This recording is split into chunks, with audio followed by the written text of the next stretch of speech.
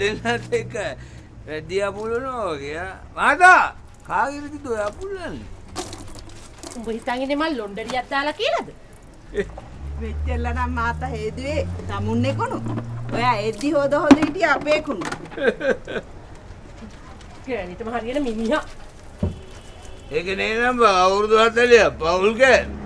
Kick තමයි. ඒ ලතෝ මාර වැඩි ලතෝ. මොකෝ? මං අද අතක් පයක් නොකැඩී බේරුනේ. ඇයි? බීගෙන පාරේ වාහනයකට අඩ තියන්න හැදුවද? පිස්සු කතා කරනවාද? එහෙම නැති උන්ගෙන් මං ගානක් කඩාගෙන එනවනේ. මේ මම වැඩ කරන බංගලාවේ බේබි. මේ පුංචි බේබි කිව්වට පුංචිම නෑ මං අවුරුදු 30ක් විතර ඇති. ඕ ඒ වගේ ගෑනුන්ට පදපලිච්ච කරන මිනිහෙක් මං නම් උපන් තේකට දැකලා නෑ. හරි. මට සමාය. මේ ගෑනුන්ට කරන ලොකුම ඔරොප්පුවනේ ගෑනුන්ගේ හරි වයස කියන එක. හරි ඒ උනට ලතෝ උඹට 60ක් කියලා මං කිව්වේ නෑ නෙව්වා. මේ ඉතින් මාත්තා කිව්වේ මොකද්ද කියලා දහගන්නකෝ.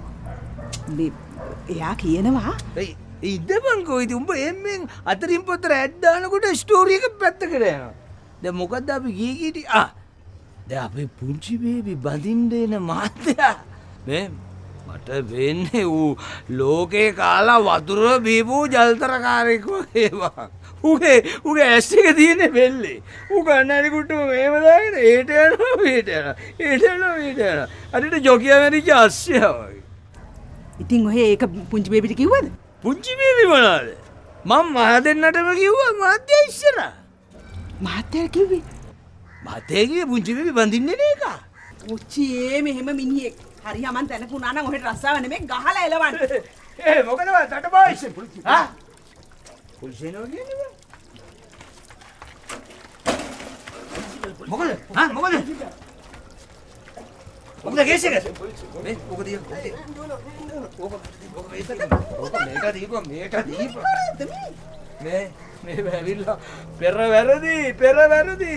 මේ ඔය යන ගමන් මාව දැක්කොත් පොලිසියෙන් පුරුද්දට වගේ මාවත් අරන් යනවා. ලතෝ බාල නැද්ද ලතෝ?